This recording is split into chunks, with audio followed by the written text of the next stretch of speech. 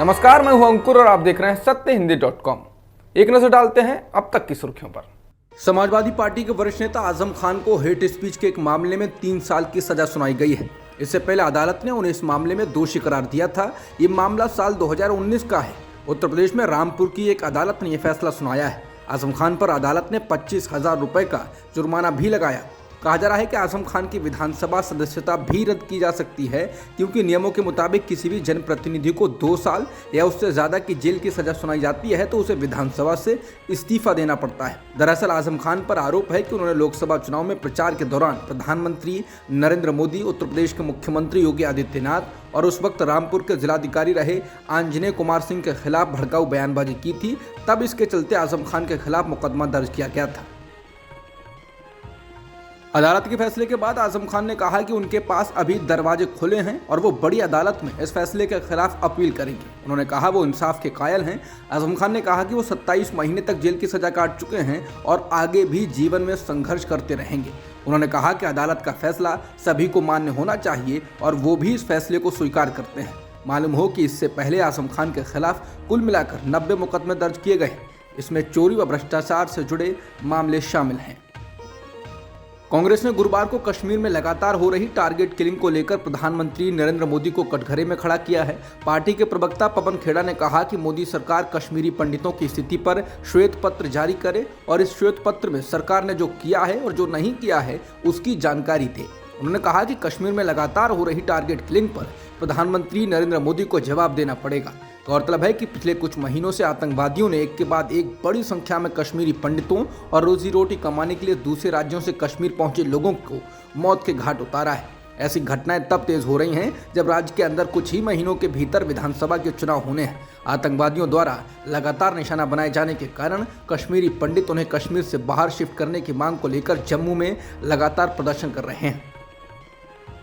UP की शिक्षा मंत्री गुलाब देवी का कहना है कि पीएम मोदी भगवान का अवतार है। वो जब तक जीवित हैं तब तक प्रधानमंत्री रह सकते हैं। यूपी के मंत्री के इस बयान के बाद विपक्ष में हलचल मच गई।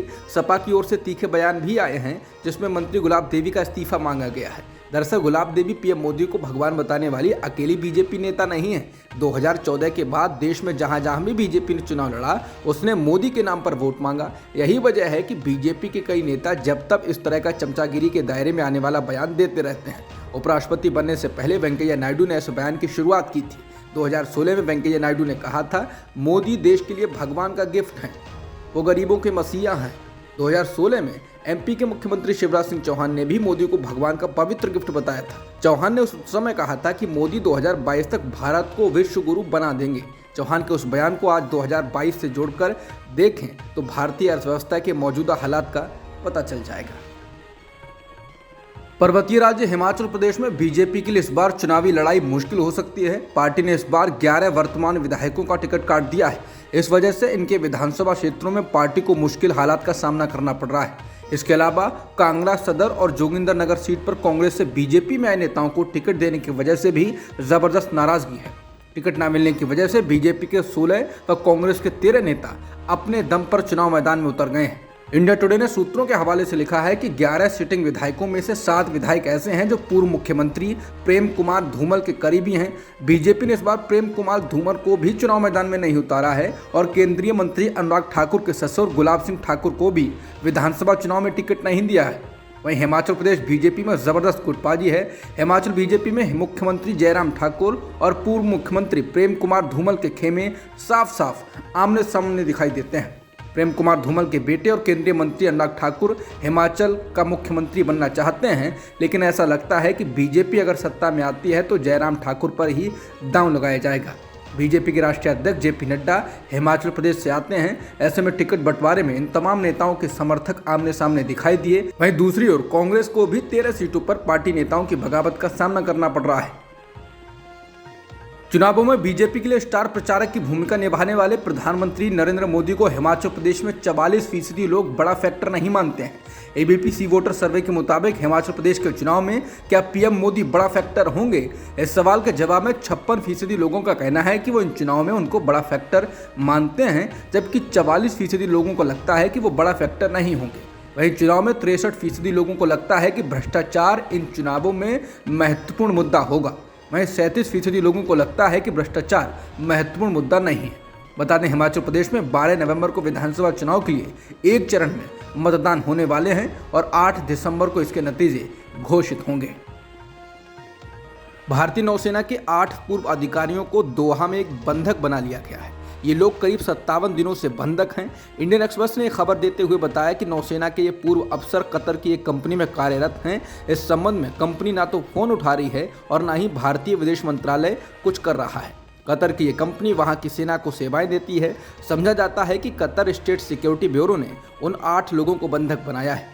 इंडियन एक्सप्रेस के मुताबिक ये घटना मंगलवार को डॉक्टर मीतू भार्गवा के ट्वीट से सामने आई। ट्विटर बायो में उन्हें एक शिक्षक और आध्यात्मिक व्यक्ति के रूप में बताया गया है। उन्होंने लिखा कि दोहा में 57 दिनों से भारतीय नौसेना के पूर्व अधिकारी अवैध हिरासत में हैं। डॉक्टर मीतू भार्गव ने इस पोस्ट को प्रधानमंत्री, विदेश मंत्री एस जयशंकर, रक्षा मंत्री राजनाथ सिंह और पेट्रोलियम और प्राकृतिक गैस मंत्री हरदीप पुरी सहित कई मंत्रियों को टैग किया था। सभी बंधक पूर्व नौसेना अधिकारी Dehra global technology and consultancy service company के लिए काम कर रहे थे।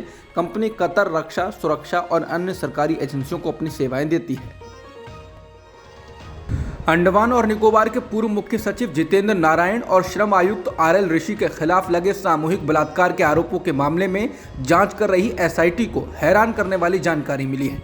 द इंडियन एक्सप्रेस के मुताबिक SIT को जांच में पता चला है कि पूर्व मुख्य सचिव जितेंद्र नारायण के पोर्ट ब्लेयर स्थित सरकारी आवास पर 20 से ज्यादा महिलाओं को लाया गया था। इनमें से कुछ महिलाओं ने आरोप लगाया है कि नौकरी देने का लालच देकर उनका यौन शोषण किया गया। SIT को इस मामले में कुछ अहम सबूत मिले हैं और उसने कई गवाहों के बयान भी दर्ज किए हैं। हैरानी की बात यह भी है कि अंडमान और निकोबार में जितेंद्र नारायण का कार्यकाल 1 साल का ही रहा था। जितेंद्र नारायण 1990 बैच के IAS अफसर हैं और इस साल जुलाई तक वो अंडमान और निकोबार में मुख्य सचिव के पद पर तैनात थे। नारायण वर्तमान में दिल्ली वित्तीय निगम के अध्यक्ष और प्रबंध निदेशक हैं। दिल्ली के मुख्यमंत्री अरविंद केजरीवाल के द्वारा करेंसी नोटों पर महात्मा गांधी के साथ लक्ष्मी जी और गणेश जी की तस्वीर लगाने की मांग के बाद कांग्रेस के वरिष्ठ नेता मनीष तिवारी ने कहा है कि नोट पर डॉक्टर भीमराव अंबेडकर की फोटो लगाई जाए। उन्होंने सुझाव दिया है कि नोट पर एक तरफ राष्ट्रपिता महात्मा गांधी की तस्वीर हो तो दूसरी तरफ संविधान निर्माता बाबा साहेब भीमराव अंबेडकर की तस्वीर होनी चाहिए। मनीष तिवारी ने केजरीवाल को जवाब देते हुए पूछा कि नई सीरीज के नोटों पर अंबेडकर की तस्वीर क्यों ना हो। News broadcasting and digital standards authority ने बुधवार को न्यूज 18 इंडिया पर 50,000 रुपए का जुर्माना लगाया। ये जुर्माना चैनल को कर्नाटक में हिजाब प्रतिबंध पर एंकर अमन चोपड़ा के एक शो को लेकर लगाया गया है।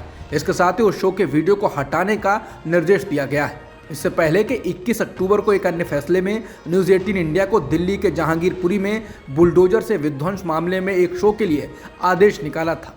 इसमें कहा गया था कि शो को सभी प्लेटफॉर्म से हटाया जाए। ताज़ा मामले में न्यूज लॉन्ड्री की रिपोर्ट के अनुसार NBDSA ने कहा कि अमन चोपड़ा ने आचार संहिता और प्रसारण मानकों का घोर उल्लंघन किया है। इसने न्यूज 18 इंडिया को इस तरह के संवेदनशील मुद्दों पर बहस करने के तरीके पर अपने एंकर को मार्गदर्शन और प्रशिक्षित करने की सलाह दी। NBDSA का यह आदेश इंद्रजीत घोरपड़े नाम के शख्स द्वारा 10 अप्रैल को दर्ज कराई गई शिकायत पर आया है। वह शो 6 अप्रैल को प्रसारित हुआ था। घोरपड़े ने आरोप लगाया कि चोपड़ा ने मुस्लिम छात्रों को हिजाबी गिरोह और हिजाब वाली गजबा गैंग के रूप में पेश किया। उन्होंने ये भी आरोप लगाया कि झूठे आरोप लगाए गए कि उन्होंने दंगे का सहारा लिया था। घोरपड़े ने कहा कि शो में ऐसे बयान दिए गए जिसका अर्थ निकल रहा था कि भारत मुस्लिम समुदाय से खतरे में है। इसके बाद अब ब्रॉडकास्टर पर 50,000 रुपए का जुर्माना लगाया गया और प्राधिकरण ने चेतावनी दी कि भविष्य में उल्लंघन के लिए चोपड़ा को NBDSA के सामने खुद पेश होना होगा। चैनल को 7 दिनों के भीतर सभी प्लेटफॉर्म से प्रसारण बंद करने का निर्देश दिया गया है। मध्य प्रदेश की राजधानी भोपाल में कलेक्टोरेट के निकट नगर निगम के जल शोधन संयंत्र से क्लोरीन गैस का रिसाव होने से हड़कंप मच गया।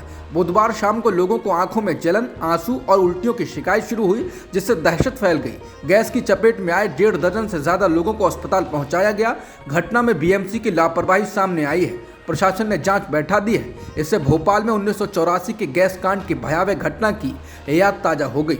जानकारी के अनुसार भोपाल के ईदगाह क्षेत्र के नगर निगम के जल शोधन संयंत्र में 900 किलोग्राम क्लोरीन गैस सिलेंडर को बुधवार दोपहर को रिफिल करवाया गया था। रिफिल के दौरान रेगुलेटर से गैस रिसने लगी। रिसाव को रोकने का प्रयास किया गया, लेकिन ये नहीं रुका। इसके बाद सिलेंडर को पानी में डाल दिया गया। ऑस्ट्रेलिया में खेले जा रहे T20 विश्व कप में आज भारत ने अपने दूसरे मुकाबले में नीदरलैंड्स को आसानी से 56 रनों से हरा दिया। भारत की ओर से 3 बल्लेबाजों ने हाफ सेंचुरी लगाई, जिसमें खुद रोहित शर्मा भी शामिल थे। रोहित ने 39 गेंदों पर 4 चौकों और 3 छक्कों की मदद से 53 रनों की धमाकेदार पारी खेली। इसके अलावा विराट कोहली ने 62 रन बनाए, जबकि सूर्य कुमार यादव ने 25 गेंदों पर 51 रन बनाए। भारत ने पहले बल्लेबाजी करते हुए 179 रन बनाए थे और बाद में 56 रनों से मैच जीत लिया।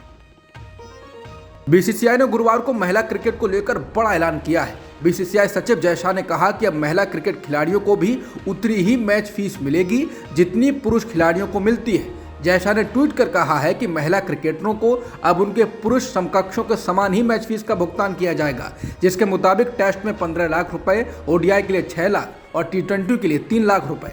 जय शाह ने ट्वीट कर कहा कि मुझे यह घोषणा करते हुए खुशी हो रही है कि बीसीसीआई सचिव ने कहा यह भेदभाव से निपटने की दिशा में पहला कदम है। अब तक की खबरों में इतना ही। बाकी खबरों के लिए बने रहिए सत्यहिंदी.com के साथ।